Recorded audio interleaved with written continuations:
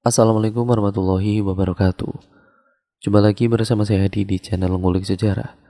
Dan pada video kali ini saya akan kembali lagi membacakan suatu kisah misteri. Kali ini masih tetap berjudul Mandiin Mayit. Kali ini memasuki part yang kelima ya teman-teman. Jadi untuk kalian yang penasaran bagaimana part sebelumnya, saya sarankan untuk kalian menontonnya terlebih dahulu agar kalian mengerti keseluruhan alur ceritanya. Cerita kali ini masih tetap ditulis oleh Mbak Ratna Dewi Lestari. Nantinya kalian bisa mengunjungi thread beliau secara langsung ya teman-teman. Linknya akan saya cantumkan di kolom deskripsi video kali ini. Yuk daripada kita lama-lama, daripada kita penasaran juga bagaimana kisahnya, mari kita langsung saja menuju ke kelanjutan ceritanya. Perhatikan baik-baik karena ceritanya akan segera saya mulai.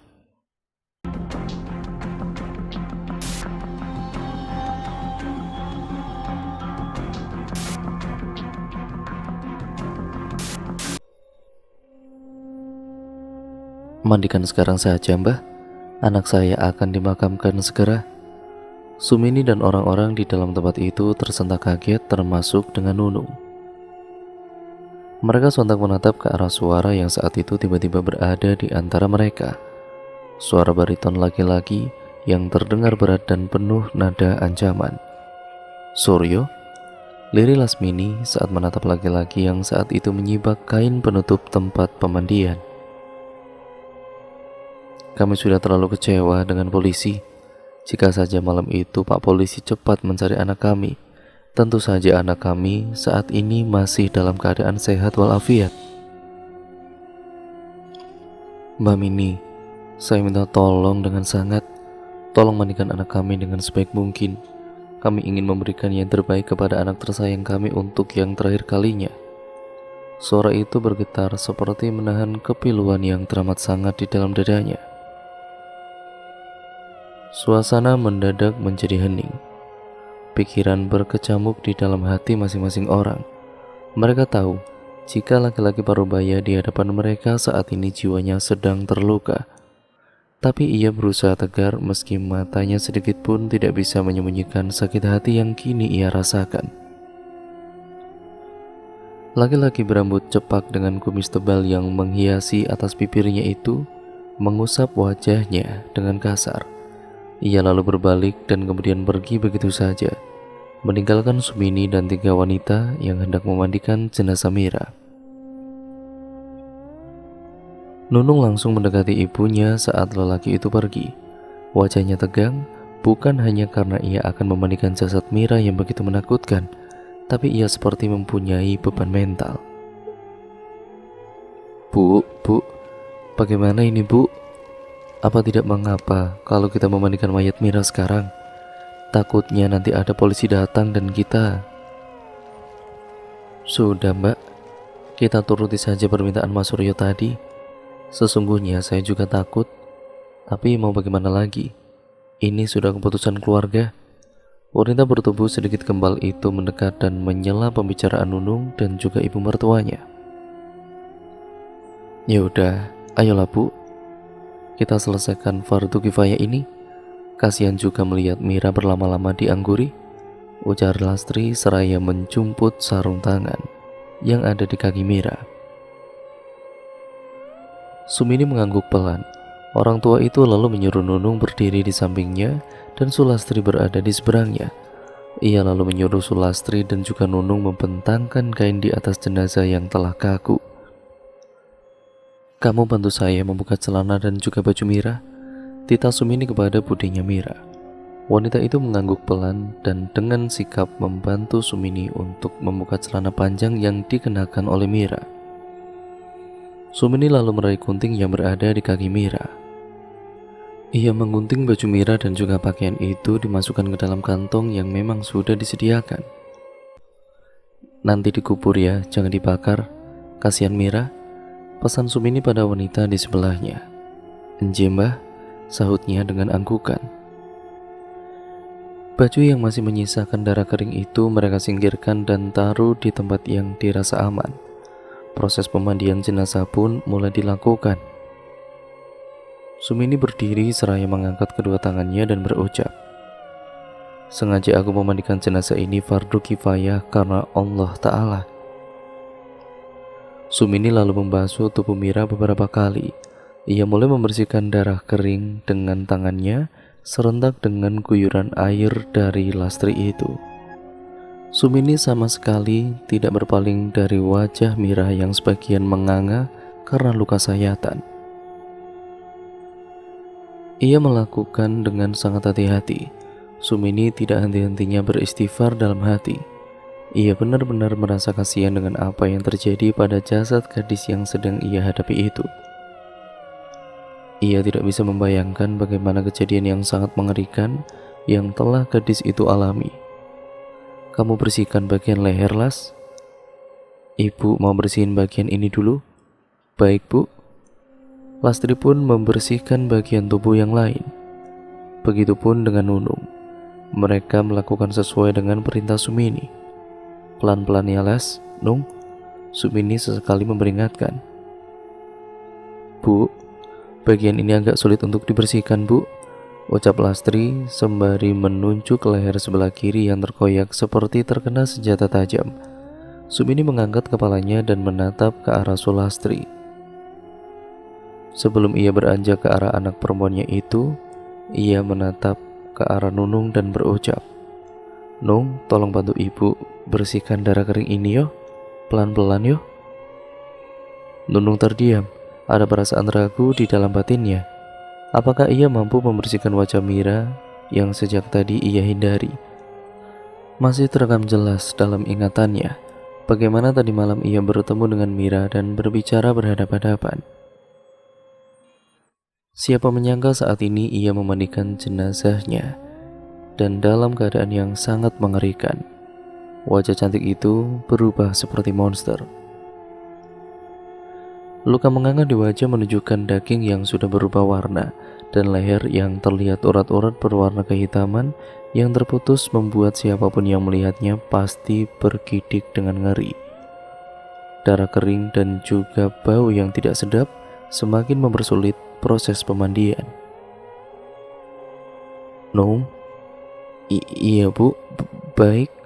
Nunung akhirnya bergerak dari tempatnya berdiri, sedang orang tua itu dengan sigap tanpa rasa takut bergerak mengitari tempat pemandian dan berhenti di samping Lastri. "Begini, Nduk, kalau sulit basuh air serentak dengan tangan kita. Bergerak perlahan dan hati-hati. Pastikan bersih, Nduk," jelas Sumini. "Nje, Bu." Sementara Sumini berjibaku bersama Lastri, Nunung menggerakkan kepalanya takut-takut. Sekilas ia tadi melihat wajah Mira yang terluka parah. Nunung menarik nafas dalam dan mengembuskan perlahan, berusaha mengusir rasa takut yang sempat membayangi pikirannya. Setelah ia rasa tenang, Nunung perlahan mengerahkan matanya menatap wajah Mira. Seketika tubuhnya bergetar hebat saat melihat mata Mira yang tiba-tiba terbuka. Bu, matanya melek, Bu. Matanya melek lagi, Bu, ini, Bu." "Hah?" Tiga orang wanita itu serentak menatap ke arah Nunung yang langsung menutup mata dengan kedua tangannya. Tubuh Nunung bergetar. Jelas sekali, mata Mira melotot membuat Nunung syok. Sumini bergerak cepat ke arah menantunya sambil memegang tepi tempat pemandian, takut terpleset karena tanah yang mereka injak itu becek. "Nung, mana Nung?" tanya Sumini sembari menggenggam pergelangan Nunung yang masih menutup kedua matanya. Itu, Bu, matanya terbuka, Bu.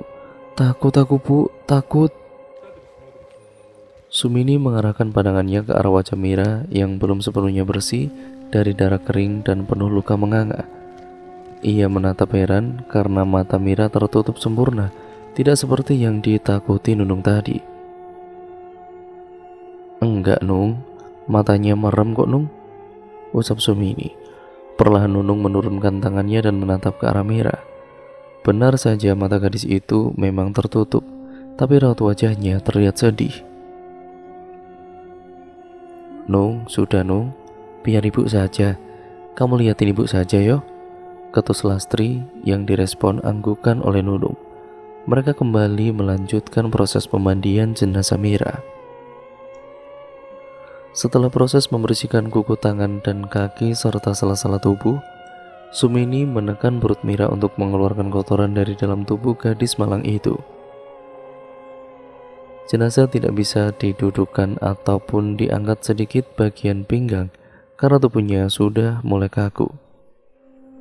Alhamdulillah, tinggal kita butuhkan, ucap Sumini sebelum ia mengangkat kedua tangan dan bibir keriputnya mulai bergerak. Bismillahirrahmanirrahim. Saya berniat membutuhkan mayit ini fardu kifayah karena Allah Ta'ala. Nunung dan juga dua orang wanita lainnya melihat bagaimana ibu mertuanya itu melakukan proses terakhir dari pemandian jenazah itu. Setelah siap, kain basah untuk menutupi mayat diganti dengan kain kering.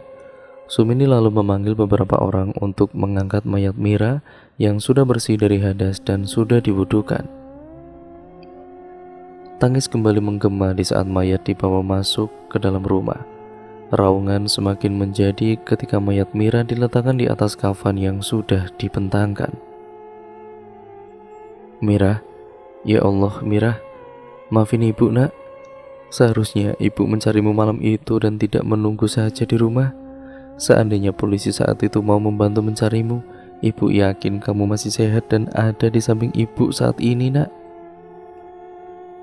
Wanita itu berpakaian hitam, merebahkan tubuhnya di lantai dengan tangis yang berderai, membuat siapapun yang mendengar dan juga melihat pasti akan menjadi iba. Itulah bentuk terlukanya seorang ibu saat anak yang sudah ia besarkan dengan kasih sayang pergi dalam keadaan mendadak dan tragis seperti Mira. Udah sabar, kasihan Mira. Seorang wanita berwajah bulat dengan mata yang sedikit sipit berusaha menenangkan. Gak bisa mbak, itu anakku sudah mayit, udah mati. Mariani menunjuk ke arah anaknya yang mulai dikafani. Nunung yang sejak tadi duduk tidak jauh dari ibu mertuanya yang membantu mengkafani mayat Mira hanya bisa tertegun. Teringat pada ibunya yang berada di kampung. Apakah juga wanita itu merindukan dirinya sama seperti ibunya Mira jika ia pergi untuk selama-lamanya? Udah sabar. Sudah takdirnya Mira. Mudah-mudahan kita cepat menangkap pelakunya. Wanita itu memeluk tubuh ibu Mira dan menepuk-nepuk pundaknya pelan. Iya mbak, aku yang akan menangkap pembunuh itu dan akan menghabisinya dengan tanganku sendiri, geram Mariani dengan sorot mata tajam. Istighfar Mar, serahkan pada polisi. Kamu jangan gila. Ibu tadi mengusap-ngusap wajah Mariani dan terus beristighfar. Tidak, kalau saja polisi mau membantuku saat itu pasti anakku masih hidup. Wah, dasar berdebah. Astagfirullah, Mariani, istighfar. Semua orang yang berada di tempat itu hanya tertegun. Memang kondisi desa mereka termasuk terpencil dan dikelilingi oleh kebun sawit. Pos polisi pun benar-benar jauh. Belum lagi jalanan yang sulit ditempuh, berlubang, dan jika hujan tercipta, kubangan lebar yang membuat aparat keamanan hanya sesekali datang. Desa mereka pun jarang terjamah. Maka tak ayal banyak pula kejahatan yang menguap begitu saja tanpa adanya proses hukum jika tidak ada yang melaporkan dengan intens dan berkala. Seperti yang terjadi pada Mariani, di mana saat ia kalut dan khawatir dengan nasib anaknya yang tidak pulang hingga larut malam, membawa Mariani ke kantor polisi. Tapi kekecewaan harus ia telan seorang diri karena polisi menyuruh menunggu hingga 24 jam. Batas waktu dinyatakan jika orang itu benar-benar hilang. Mariani hilang akal, begitupun suaminya. Sakit hati tidak tertahankan saat anak gadis yang mereka elu-elukan akhirnya ditemukan tidak bernyawa dengan kondisi yang memilukan. Orang tua mana yang akan terima? Begitupun Mariani dan suaminya. Polisilah yang mereka salahkan. Suara ricuh sontak membuat orang-orang mendekat. Mariani akhirnya ditenangkan suami dan dibawa masuk ke dalam kamar. Sementara Sumini tetap melakukan pekerjaannya. Mira sudah cukup menderita. Ia tidak ingin Mira semakin tidak tenang. Suasana akhirnya kembali kondusif. Meskipun terjadi kasak kusuk atas kematian Mira, orang lebih fokus kepada proses pemakaman Mira saat itu karena aroma bangkai kembali menguar. Angin yang berhembus dari ruang dapur membawa aroma bangkai Mira hingga pekarangan rumahnya. Nunung sejak tadi tidak tenang, apalagi kejadian tadi malam di mana ia bertemu dengan Mira selalu membayang-bayang. Namun, Nunung sama sekali tidak mau menatap wajah Mira. Ia benar-benar takut Mira yang dibalut dengan kain kafan itu akan kembali mendatanginya dalam bentuk pocong. Pengalaman melihat pocong Lestari dan juga selingkuhannya itu masih membekas. Pocong adalah makhluk yang dibungkus seperti lontong itu menimbulkan trauma pada diri Nunung. Tidak seperti dugaan Nunung, proses pemakaman Mira tergolong lancar. Tidak ada hal-hal yang aneh seperti proses pemakaman Lestari. Nunung pun mengembuskan napas lega, meski bayang-bayang wajah merah yang penuh luka sayatan dan menganga itu terus menghantuinya. Mereka pun pulang dari pemakaman dengan sejuta tanya dalam pikirannya. Nunung jadi tidak selera makan, apalagi ia tahu jika keluarganya membiarkan begitu saja pembunuh Mira berkeliaran bebas tanpa mau melaporkan kepada polisi. Ya, mau tidak mau, kita harus menghormati keputusan orang tua Mira, meski alasannya tidak bisa diterima oleh akal. Kata-kata Bude Mira itu terus terngiang-ngiang. Tentu saja dari segi manapun itu tidak dibenarkan. Apakah mereka sengaja membiarkan si pembunuh merajalela? Bagaimana jika itu bukan cuma Mira korbannya, atau orang tuanya sengaja menyembunyikan siapa pembunuh Mira sebenarnya? Nunung menerka-nerka, pikirannya berkelana bebas. Heran dengan sikap kedua orang tua Mira yang sepertinya menyimpan sebuah rahasia. Apakah aku harus menyampaikan pesan Mira atau... Hujan deras disertai kilat yang menyambar-nyambar membuat Nunung kembali menarik selimut saat terbangun. Ia bergolek ke sisi kiri menghadap ke arah suaminya.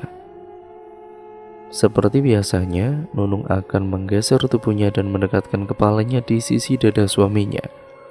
Namun entah mengapa malam itu ada perasaan enggan yang menggelayut di dalam hati Nunung saat indera penciumannya menangkap bau aneh, seperti bau parfum yang sangat menyengat. Tumben Mas Tono pakai parfum malam-malam. Biasanya juga bau keteknya kemana-mana. Gumam Nunung seraya menggosok hidungnya karena bau parfum itu begitu mengganggunya.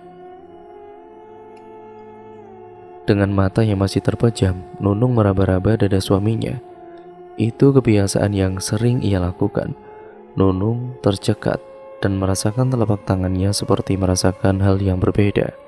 Seperti menyentuh dada perempuan yang terasa penuh dan juga kenyal. Astaga, sejak kapan dada Mas Tono menjadi sangat empuk seperti ini? Batin Nunung. Nunung kembali dikagetkan dengan aroma yang berubah. Aroma wangi parfum tadi itu menjadi aroma bangkai dan tanah yang begitu menyiksanya dan membuatnya seketika membuka matanya.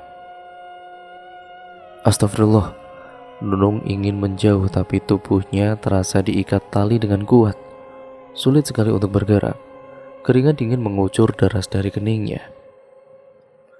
Ia menatap takut makhluk yang saat itu menyorot tajam ke arahnya dengan mata yang melotot dan wajah yang putih serupa kapur. Sekitar mata yang menghitam ditambah seringaian di bibir pucatnya membuat jantung Nunung bertalu-talu. Ia berusaha keras untuk bisa berteriak, tapi suaranya rasanya tercekat di kerongkongan, sedangkan ia melihat suaminya masih terlelap dengan memeluk makhluk berwarna putih dengan ikatan di kepalanya itu persis seperti ia memeluk sebuah guling. Nunung kecewa. Kenapa di saat genting seperti itu suaminya bisa senyenyak itu? Apakah ia tidak mencium aroma bangkai yang menguar dari makhluk itu? Tolong, bantu aku mbak. Karena aku tidak mungkin menemui ibuku. Orang itu adalah pacarku. Dia yang berada di balik kematianku. Cuma mbak yang bisa bantu aku. Orang lain tidak akan ada yang percaya dengan ucapanku ini. Nunung mendengar jelas makhluk itu berbicara kepadanya. Ia yang awalnya takut perlahan mulai tenang dan hanya mengangguk pelan. Seketika ia merasa kantuk yang teramat sangat. Beberapa detik kemudian ia memejamkan mata dan larut dalam mimpi indah. Nung, Nung, kenapa kamu dek? Tono menggoyang-goyang tubuh istrinya agar wanita itu segera terbangun dari tidurnya. Ia terkejut karena melihat ekspresi istrinya yang ketakutan dan nafasnya yang memburu, seperti seseorang yang sedang melihat hantu. Beberapa kali Nunung berteriak dan menyebut nama Mira. Tono pun terbangun saat mendengar suara teriakan Nunung. Ah. Nunung membuka matanya tiba-tiba, napasnya tersengal-sengal. Dadanya berdegup dengan sangat kencang, dengan rasa sakit yang terasa di sekujur tubuhnya. Mas, Nunung berteriak sembari memeluk erat suaminya. Lega rasanya bisa bernapas dengan plong, dengan bergerak bebas. Kamu kenapa Nung? Kok teriak-teriak? Suaminya mengelus pelan punggung Nunung dan tidak lama Nunung mengurai pelakunya. Mas, kemarin malam kita memang melihat Mira kan? Apa cuma Nunung yang melihat Mas? Mata Tono seketika melebar saat Nunung tiba-tiba membicarakan tentang Mira. Tono terdiam beberapa saat, ia terlihat ragu, tapi kemudian ia mengangguk mengiyakan. Awalnya Nunung merasa, andai Mira kita ajak pulang malam itu, pasti saat ini Mira masih hidup. Tono kemudian mendengarkan dengan seksama, tanpa sedikit pun mencela, karena ia merasa penasaran apa yang ingin dikatakan Nunung saat itu padanya. Tapi begitu tadi nunggu mandiin Mira, aroma tubuh Mira itu sudah berbau bangkai dan darah di tubuhnya sudah mengering. Kalau Nunung perkirakan Mira itu sudah meninggal sekitar 2 harian mas, mungkin. Soalnya udah bau banget, jelas Nunung panjang lebar. Tono mengangguk setuju. Benar kata kamu dek, kalau tadi malam dia meninggal, gak mungkin kan baunya sampai ke depan seperti itu. Nah, mas juga merasakan? Berarti pemikiran kita itu sama mas. Tugas Nunung seraya menepuk pelan pundak suaminya. Tono manggut-manggut, tapi detik berikutnya matanya membola. Tapi Nung, kalau memang Mira sudah meninggal 2 harian, berarti yang kita lihat tadi malam itu apa Nung? Nunung dan juga Tono meneguk salivanya susah payah, saling berpandangan dengan mata membulat. Kalau 2 hari berarti yang kita lihat tadi malam itu hantu atau arwah Mira bang? Jawab Nunung. Wajah Tono langsung pucat pasi, dan kemudian ia terdiam beberapa saat dan berusaha mencerna ucapan istrinya barusan. Hantu? Iya mas, tadi Nunung mimpi Mira mas, serem. Dalam mimpi, mas meluk pocong Mira mas. Nunung bercerita dengan antusias, sedangkan Tono bergidik ngeri. Jangankan kejadian nyata, mimpi pun Tono tidak akan berani. Dalam mimpi, laki-laki Mira ini bilang semua ini perbuatan pacarnya. Apa ini sebuah pertanda untuk jujur pada orang tuanya? Tono menyimak dengan seksama. Ia berpikir beberapa saat memilah apa yang terbaik untuk istrinya. Kalau kita runtut kejadian di malam itu, mas kira itu memang mau almarhumah Mira? Sepertinya ia benar-benar ingin meminta tolong sama kamu dek, untuk mengungkap jati diri si pembunuh dirinya itu. Tono berspekulasi. Tapi itu pendapat mas. Ya kalau kamu gak yakin, jangan dilanjutkan, ibunya lagi. Nunung manggut-manggut. Kalau gak ada bukti, ya gak mungkin sembarangan nuduh. Apalagi orang tuanya Mira ini kekeh untuk tidak melaporkan kejadian ini, dan intinya jangan laporkan ini ke kantor polisi. Nunung menanggapi. Ia mengembus napas kasar dan dia bingung. Coba besok ajak orang tua Mira dan sampaikan apa pesan Mira. Kita ke ladang jagung tempat Mira ditemukan. Mana tahu kan ada sebuah jawaban, usul Tono. Sebagai seorang suami, dia tentu tidak ingin istrinya berada dalam masalah. Mengalihkan pandangan ke arah jendela dari sela-sela lubang. Matanya menangkap suasana gelap di luar. Berarti hari masih malam. Suara jangkrik pun masih terdengar nyaring, pertanda matahari belum menunjukkan eksistensinya. Kita tidur lagi yuk. Mas masih ngantuk nih. Tono menepuk pelan bahu istrinya dan merebahkan tubuhnya.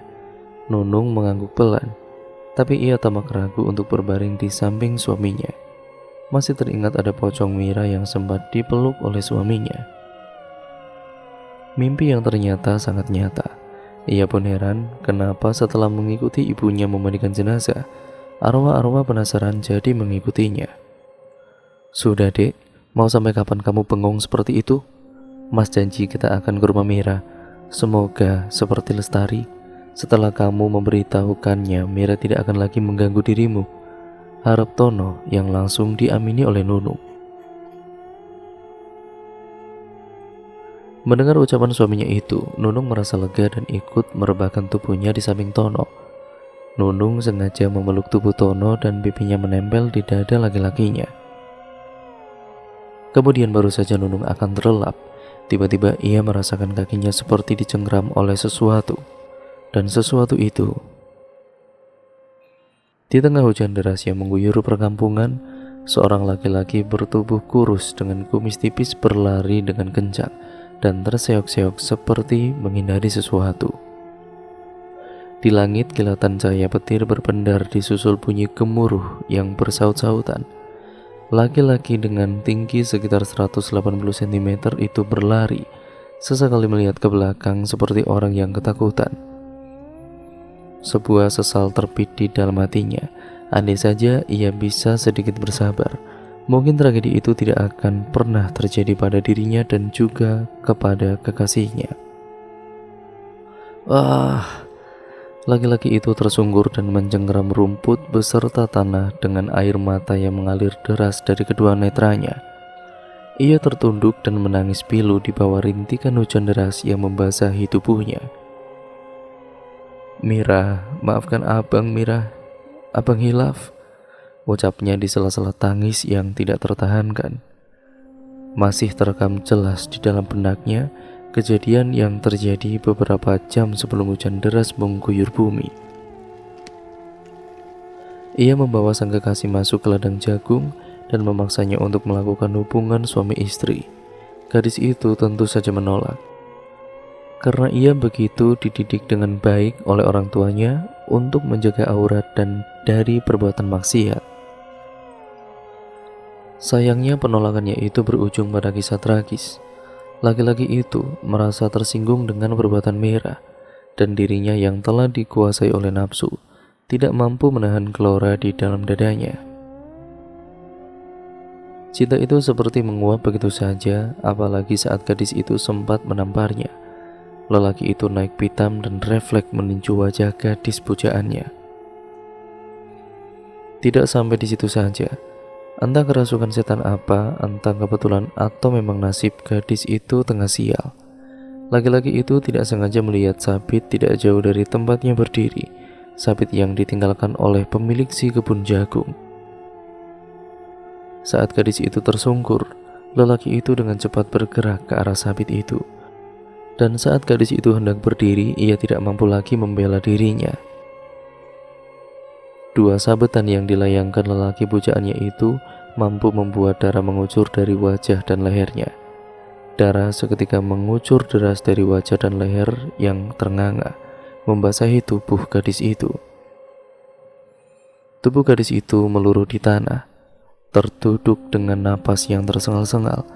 Dadanya sesak menahan sakit hati dan juga kaget dengan perilaku pacarnya yang di luar logika. "Bang, sadar bang, kasihani aku bang." Rini gadis itu memohon pengampunan dari laki-laki yang terbakar emosi di hadapannya. Bukannya luluh dengan isak tangis dan permohonan gadisnya itu, ia yang makin tersulut emosi dengan membabi buta menendang Mira hingga gadis itu tersentak ke belakang dan terbanting tidak berdaya. Darah mengucur deras dari ujung bibir dan juga hidungnya. Gadis itu menahan rasa sakit dengan tubuhnya meringkuk melindungi perut dan dada. Tidak cukup dengan tendangan, laki-laki itu kembali menginjak-injak tubuh dan juga wajah Mira dengan beringasnya. Semakin Mira berontak dan berusaha untuk melawan, pemuda itu semakin emosi dan menyiksa dirinya. Hingga akhirnya Mira harus pasrah karena tubuhnya sudah tiada berdaya. Hanya mampu menahan rasa sakit tanpa mampu melawannya. Laki-laki itu akhirnya berhenti menyiksa Mira saat melihat Mira tidak lagi melawan dan hanya terkulai lemas. Ia tersadar dan hanya mampu menatap nanar gadis yang ia cintai dengan wajah yang sangat mengerikan. Sabit itu ia lempar begitu saja ke sembarang tempat. Tubuhnya gemetar tersadar jika apa yang ia perbuat adalah sebuah kesalahan. Ia melarikan diri begitu saja saat membiarkan tubuh itu teronggok begitu saja di tengah-tengah ladang jagung. Hingga tibalah saat ini di mana pemuda itu harus menerima apa yang telah ia berbuat. Arwah Mira, gadis yang telah ia bunuh, kini datang untuk menuntut balas. "Mira, maafkan abang. Mira, abang hilaf." Kata-kata itu kembali ia ucapkan dengan mata yang menutup rapat. Pasrah karena ia tidak mampu lagi menghindar dari wanita yang kini melayang mengejarnya. Tidak ada jawaban. Di bawah hujan deras yang membasahi tubuhnya, pemuda itu perlahan membuka mata. Matanya menyusuri sekitar mencari keberadaan gadis berwajah pucat dengan kaki yang tergantung dan mengawang-awang. Gadis yang memakai pakaian serba putih itu tadi itu sempat mengejarnya. Tapi gadis itu hanya diam, tidak mengucapkan satu patah kata pun. Dengan segenap tenaga yang tersisa, pemuda itu bangkit dan berlari ke sembarangan arah, menyelamatkan diri dan pulang menuju rumahnya. Baru saja Nunung akan terlelap, tiba-tiba ia merasakan kakinya seperti dicengkram oleh sesuatu. Sesuatu itu terasa sangat dingin seperti bongkahan es. Nunung menarik nafasnya susah payah. Dadanya terasa sesak dan jantungnya berdetak sangat kencang sekali. "Mira, kalau ini memang kamu, tolong dong. Kalau mau minta bantuanku, datangnya dalam bentuk wajah, jangan yang seram-seram. Aku kan takut," gumam Nunung dengan suara yang berat. Wanita berambut panjang itu melirik ke arah suaminya, di mana Tono sudah tertidur lelap dan mendengkur cukup keras. Tangannya mencoba terulur ke tubuh suaminya, berharap Tono bangun dan membantunya lepas dari cengkeraman makhluk yang saat itu sedang mengganggunya. "Mbak Nunung," suara lirih tetapi membuat bulu kuduk berdiri itu terdengar sangat jelas di telinganya. Tubuh Nunung rasa lemas sekali. Seketika saat ia merasakan pergerakan tangan itu, seolah menyuruhnya untuk berbalik dan menghadap ke belakang. Dengan degup jantung yang bergemuruh kencang, Nunung memejamkan mata dan perlahan memutar tubuhnya ke belakang. Saat itulah ia mencium bau melati yang sangat-sangat menyengat. Nunung masih tidak mau membuka matanya, takut jika yang dihadapinya itu adalah sosok pocong yang tadi ia lihat di dalam mimpinya. "Buka matamu, Mbak. Mira tidak akan menakutimu lagi. Mira hanya ingin minta tolong, Mbak." Nunung terkesiap, kelopak matanya akhirnya terangkat dan terbuka.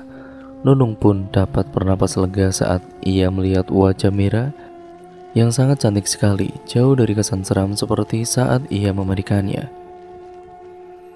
Gadis itu tersenyum manis dan mundur. Ia berjongkok di sudut. Nunung memerhatikannya dengan seksama. Karena tidak ingin suaminya bangun, Nunung akhirnya berdiri dan mendekati Mira yang saat itu seperti memanggil dirinya.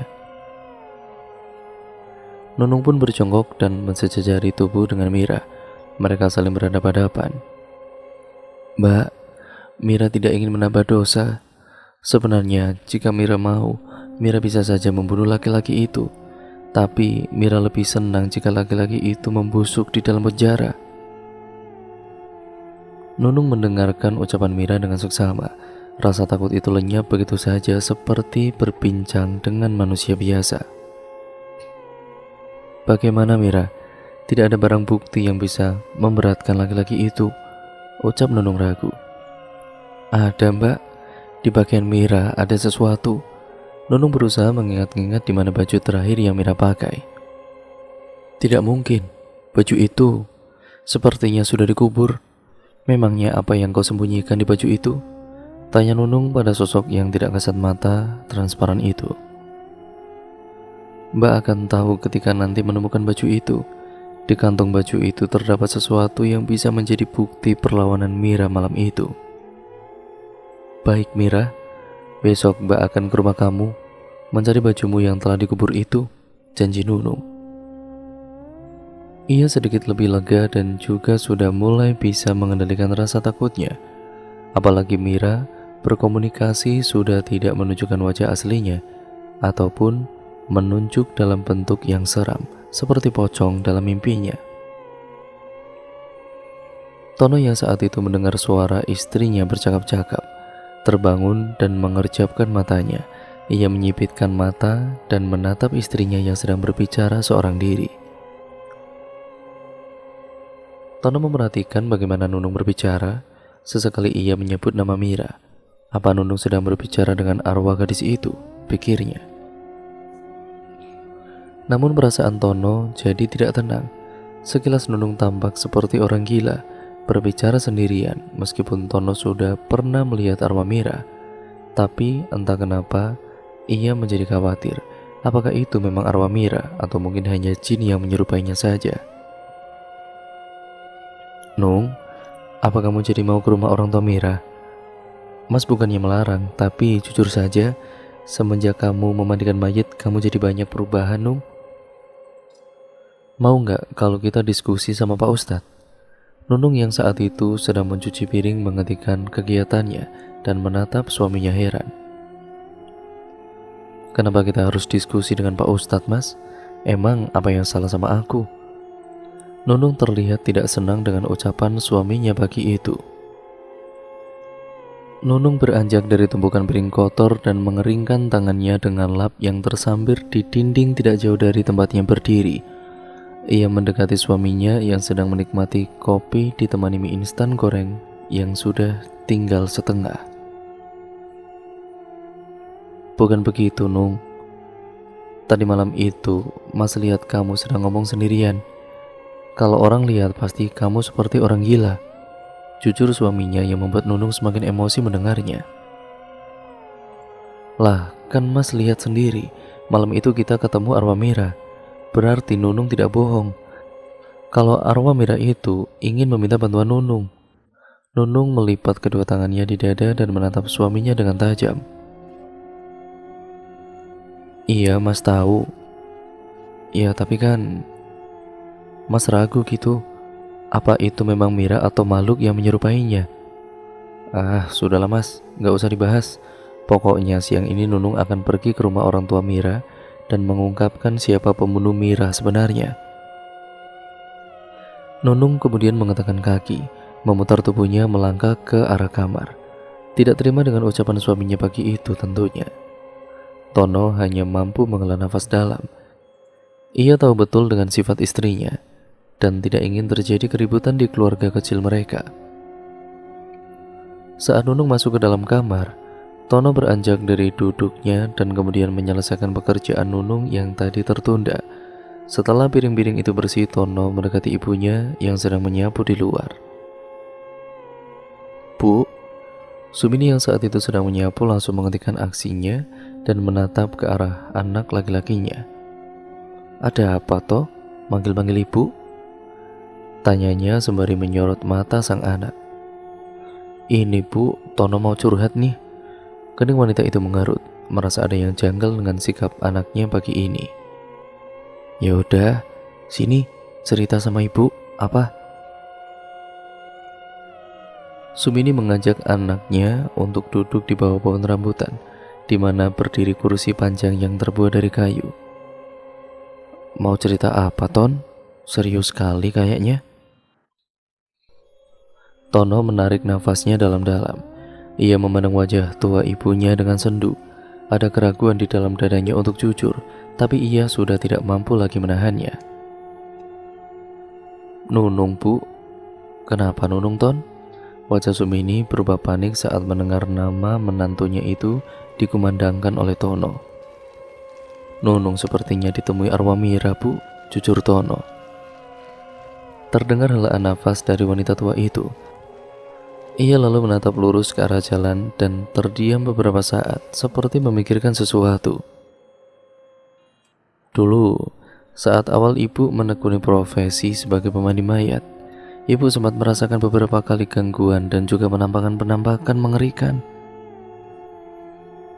Lalu, semakin sering dipanggil untuk memandikan mayat, beberapa kali pula memandikan korban pembunuhan, dan melihat berbagai macam rupa-rupa orang yang meninggal karena kecelakaan dan lain sebagainya.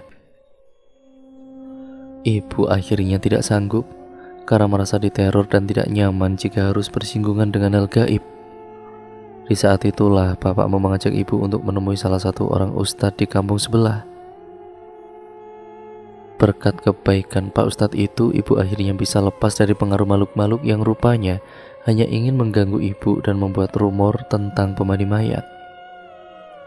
Itulah sebabnya jarang ada yang mau menjadi pemandi mayat. Di samping tidak adanya patokan harga dan pendapatan yang tidak seberapa, para pemandi mayat biasanya akan mengalami hal mistis dan diganggu oleh makhluk-makhluk yang tidak kasat mata. Ujar Sumini panjang lebar. Jadi Bu, Nunung, kemungkinan besar itu bukan arwah Mira. Karena kalau yang namanya orang sudah meninggal, arwahnya itu akan kembali ke alam berbeda. Tidak akan ada di dunia sama seperti kita lagi. Bisa jadi itu adalah jin Korin yang menyerupai Mira. Maka dari itu, lebih baik kamu bawa Nunung untuk menemui Ustadz yang dulu juga pernah menolong ibu.